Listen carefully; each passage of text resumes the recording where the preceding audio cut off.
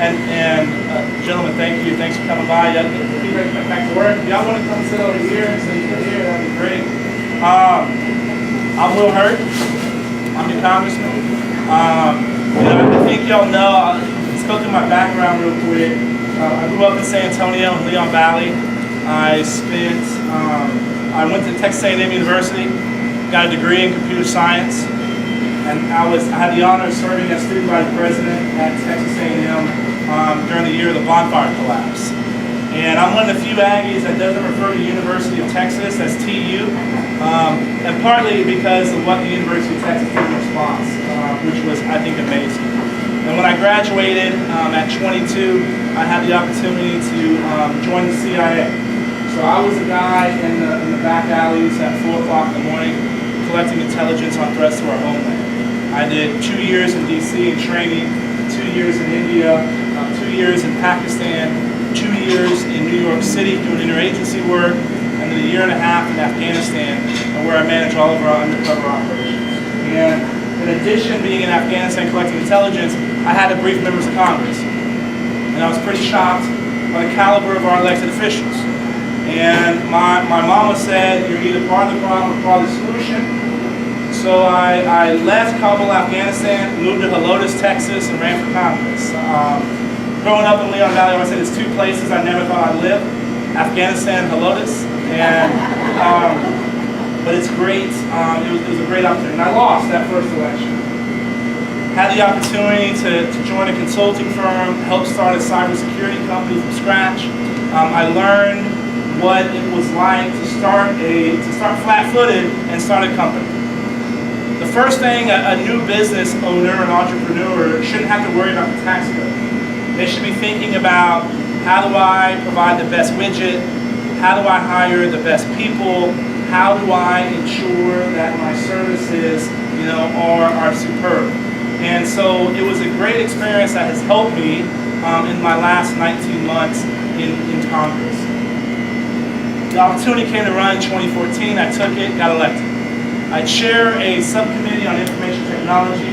We talk about cybersecurity a lot. We talk about privacy. I'm also on the Homeland Security Committee, which makes sense because of the district I represent. It goes from San Antonio to El Paso down to Eagle Pass. 2 time zones, 820 miles of the border. It takes 10.5 hours to drive from one point to the other at 80 miles an hour, which is the speed limit in most of the district. Right? It is a great district to represent. It's a beautiful part of the state to represent, and it's an awesome opportunity to be able to do that. And when I ran for Congress, I ran for 2 reasons: to be a leader in national security and the gold standard when it comes to constituent relations. And to me, constituent relations is important. Right? I'm y'all's representative. I don't represent just San Antonio. I represent all the counties. I represent Loving County, which is the 2nd least populated county in the United States of America. 95 people in the entire county. I've met 72. And a couple of times I've been there. Last time I was there with the county judge, I said, Judge, there's 13 people I still haven't met. And he goes, Hurd, they don't want to be met. So I was like, check, I'm gonna check that one off. But I take that title, representative, seriously.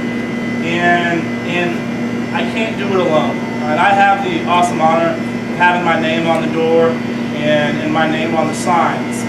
But it's a much larger group, and I want to introduce some of them here today. Stoney Burke, where's Stoney? There. Stoney is my chief of staff. This is Stoney Burke, my chief of staff, not the famous cowboy. Stoney is from West Texas, an Aggie. I've known Stoney since he was 14 years old, and he's a great resource for all of us. Daniel Meza, right there, Daniel Meza is my district director, also an Aggie. And he is from South Texas, but been working with John Cornyn for 12 years. And so having someone with his experience and talents has been instrumental to us getting, being able to be effective in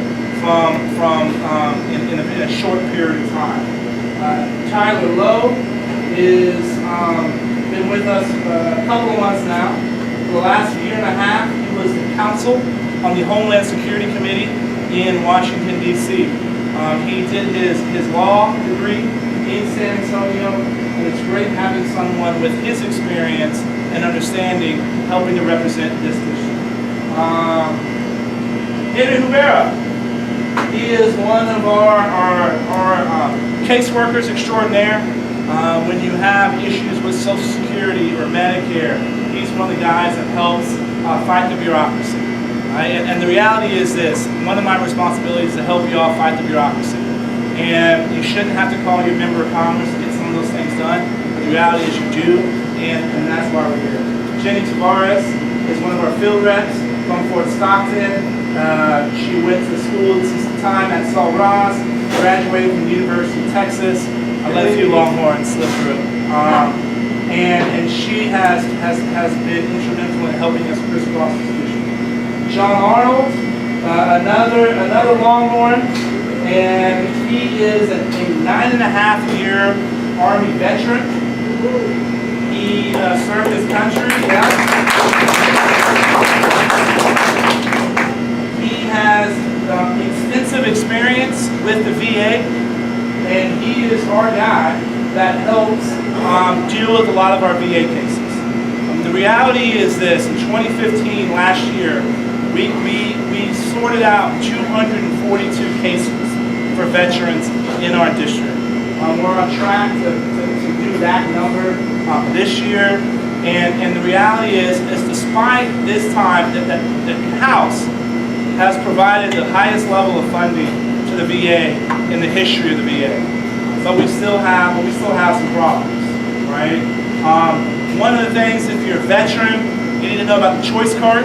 If you don't already, if you have friends that are veterans, you should talk to them about the choice card. Have them reach out to our office about this. What the choice card does is, if your appointment with the VA is more than 30 days, then you can go on the local economy and get your health care provided. If you're more than 40 miles away from a VA hospital, you can also use this program to get local health. Now, the problem, when this program first started, there were a lot of hiccups, right? Some of the local healthcare providers weren't getting paid on time, which made it hard for folks to participate, local entities to participate in the program. The VA is working through those problems. Members of Congress are staying on them. An entity called Tri-West is involved in making those payments and scheduling some of these appointments. So we still have a ways to go to improve this, but it's a step in the right direction. One of the things that folks in rural communities have to deal with, veterans in rural communities have to deal with, is that they may have to travel 3 or 4 hours to get to a VA clinic. And they have to do something as simple as getting blood drawn. You should be able to do that. That's a simple procedure that you should be able to do in your local community. We have a pilot program right now in Uvalde where we're doing that. And there's other pilot programs around the country. And we hope to be able to sort this issue out and export that to everywhere so that we can decrease the amount of time our veterans are having to travel in order to get their health care. So one of the reasons I also come out here is to hear about some of the concerns folks still have, and we're learning stuff on every single trip. The other thing we spend a lot of time on is national security. Right? I had the honor of serving my country for 9.5 years when I was in the CIA, and to be able to continue to do that in Congress is important, right? And to make sure that we're holding our elected officials and our appointed officials accountable. Right? And we had a recent hearing with the director of the FBI questioning why our former Secretary of State was allowed to have a server in her basement where secret information was transmitted. Because any of us that had served in the government or served in the military, that would have happened to us, we would be in jail. Right? Is the reality. And so Congress has a very important role in providing oversight on programs like this. One of the things that we also come out here to talk about is that, yes, Washington, D.C. is a circus. But you can't believe everything you see on television and read in the newspaper. Some things are actually getting done. How many of y'all have ever heard of the SGR fix? Nobody. It should have been called the Increasing Seniors Access to Good Doctors while shaving $5 trillion off the national debt over 15 years, because that's exactly what it did. How many of y'all know about Medicare Advantage? My father is 83 years old, my mom's 72. They're on Medicare Advantage. It's a great program for our seniors. It's something that, look, I've been to the, what was it called, Dave? The Silver Spurs, the Silver Sneakers. Some of these exercise programs for our seniors, and we need to make sure that programs like that continue. And we're actually increasing funding for that. It's folks in the House that are fighting to make sure those kinds of things continue. Lifting the ban on exporting crude.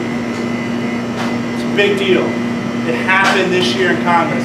Nobody thought that was going to happen. Right? I represent about a third of the Eagle Ford, half of the Permian Basin. Right? We put a lot of people to work because of the energy sector. And we also should be using our energy policy as a tool of our foreign policy. You want to put Vladimir Putin in a box, sell energy to Eastern Europe. Right? We can do that now. It happened in this Congress. It happened under this president. Things are actually getting done. Every student succeeds at it. If you have kids or grandkids or great-grandkids, you should care about this. What this did is it repealed No Child Left Behind.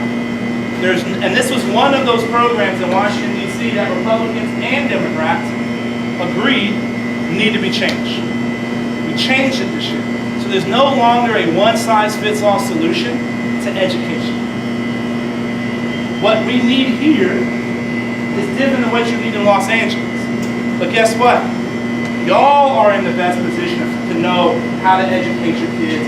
Y'all's teachers, y'all's superintendents, y'all's principals are the ones that are in the best position to do that. Now you have the flexibility to do this. My concern, though, we passed this law in Washington. Now the states are here to implement it. I hope that each state doesn't implement a one-size-fits-all solution to education in that state. The idea was to have thousands of different ways of educating our kids because it's important. Now, I have a computer science degree. Science, technology, engineering, and math is very important to me.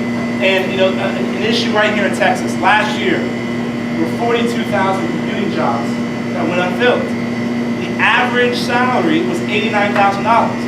That's more than twice the average salary of a job in Texas. Texas only produced 2,100 computer scientists last year. What's even worse than that is only 5,000 high school kids took the AP computer science course. That's a course you take, you get college credit. It's a sign of what you could do when you move on from high school. Of those 5,000 kids, only 24% were girls. Less than 900 were Latino, and only 120 African American. Those are terrible numbers. And we got to make sure that high schools are offering computer science. We got to make sure that middle schools are offering some kind of coding class, because the technological change we're going to see in the next 20 years is going to make the last 20 years look insignificant. It's a big problem. It's a national security problem. And again, Congress has passed some laws to allow y'all's communities to meet those challenges. So a lot of things are going on up in Washington, D.C., right? And so that's a reason why we're out here interacting with y'all. So I've talked too long. I'm gonna stop there, take some questions, and then maybe give us a word. Yes, sir.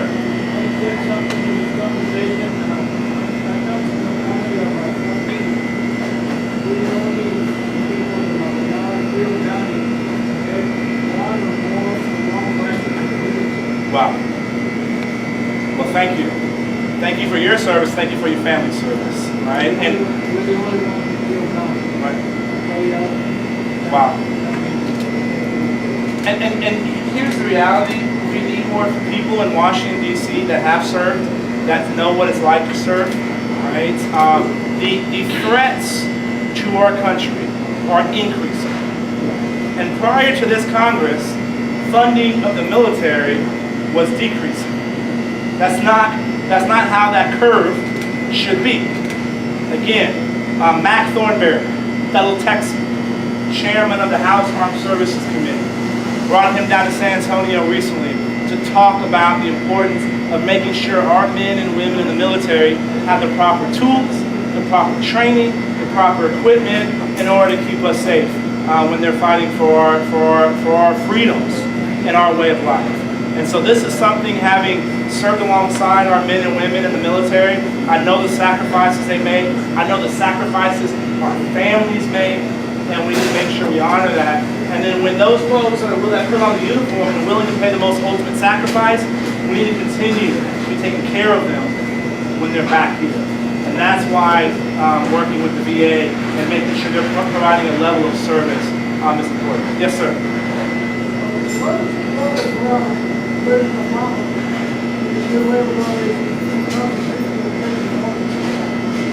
So, executive overreach has reached an all-time high under this administration.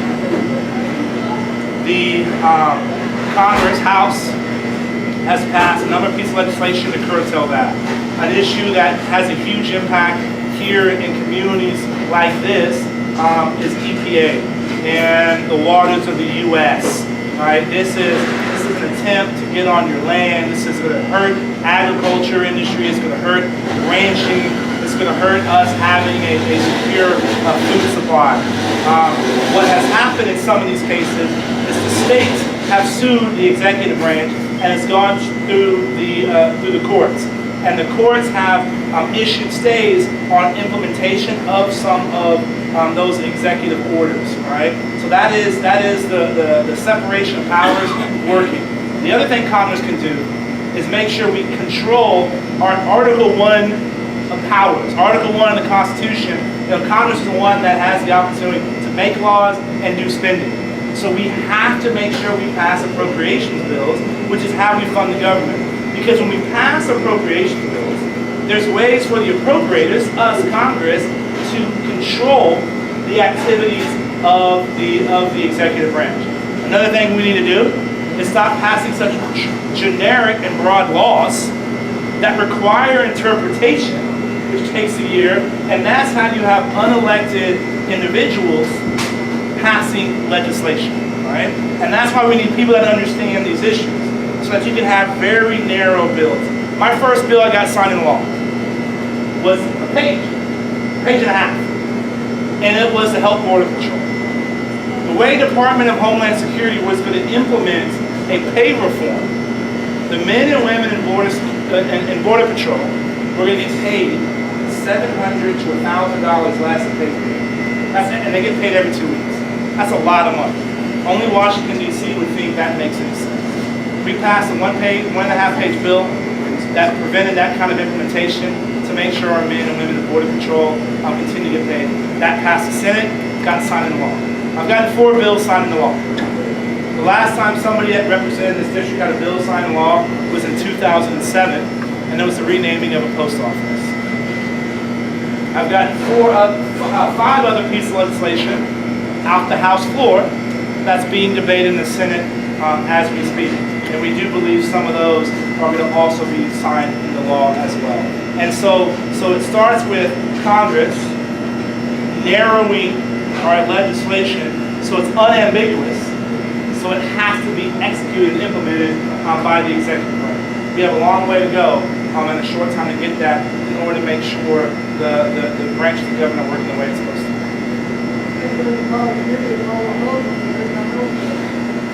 Well, there are, I've had the honor of serving alongside men and women of all faiths, right, that have done a lot in order to protect our country. And these are folks that are willing to put themselves in harm's way for our way of life. What else? Yes, ma'am. Yeah. So, the refugee issue. There's two bigger issues in my opinion. Asylum seekers. A refugee is someone who's been in a refugee camp overseas, gone through vetting for 2 years by the UN, Department of Homeland Security, State Department, Intelligence Services, FBI. An asylum seeker is someone that just shows up on the border and says, hey, I'm here, I'm seeking political refugee status. The amount of vetting that's done to those folks is less. I sat on a task force. Of looking at foreign fighters going to fight with ISIS in Iraq and Syria.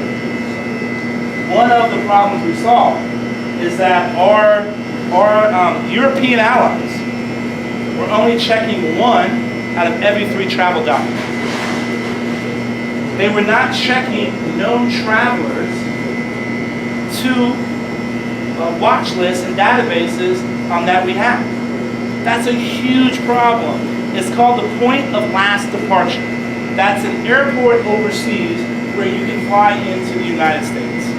So having someone from ISIS getting a European passport and getting on an airport to fly here is a lot easier than waiting 2 years and to try to come here, right? So these are some of the things, and guess what? We've tightened up those holes. Our French colleagues learned the hard way about the need to verify and to check travelers against known watch lists, right? If we get the right information to the right people at the right time, we keep terrorists on the run and off our shores, right? And that's something that we spend a lot of time on. And again, it's about digging deep into the weeds in order to solve these problems. I also want to make sure she's getting all the right information and all access to information in order to do her job in the police. Thank you for being here, and thank you for you and your colleagues for all that you do for our communities.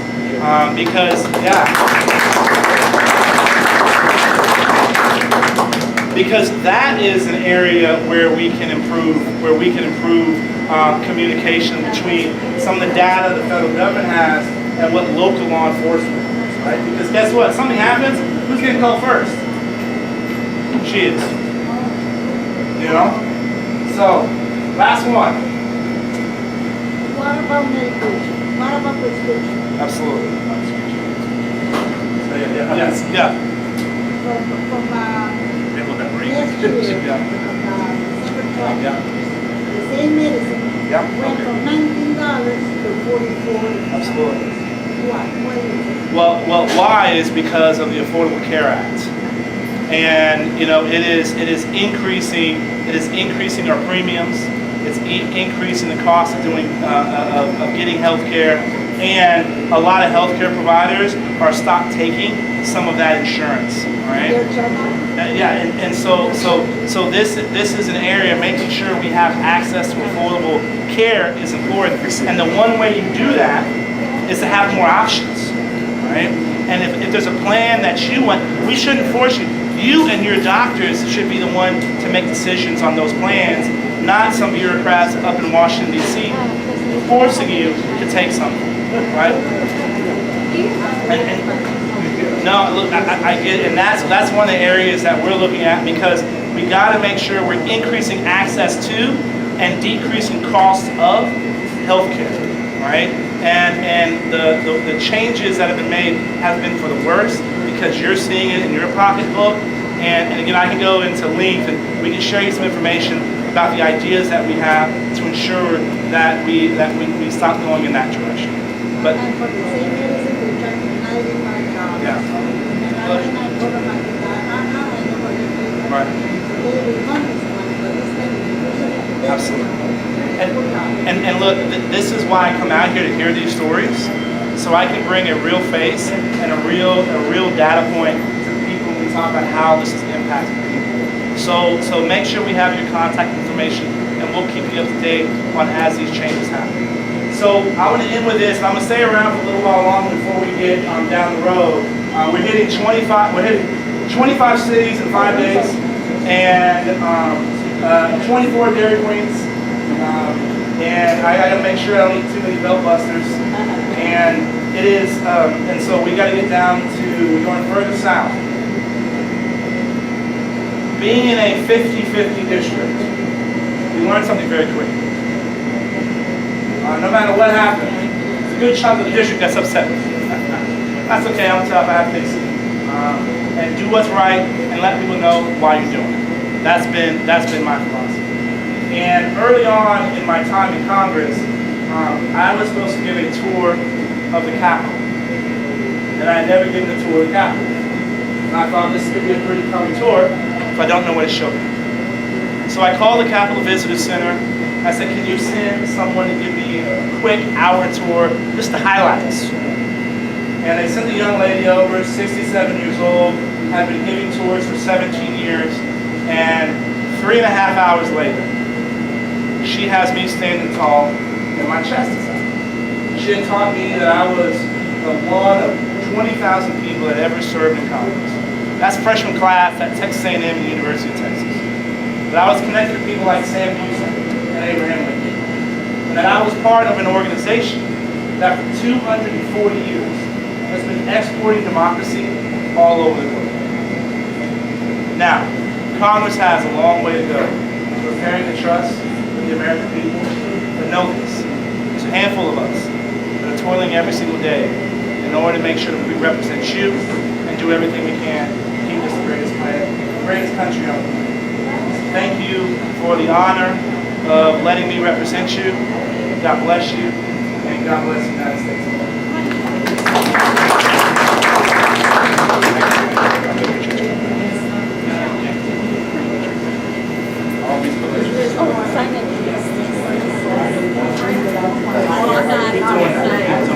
I hope that was worth missing you now.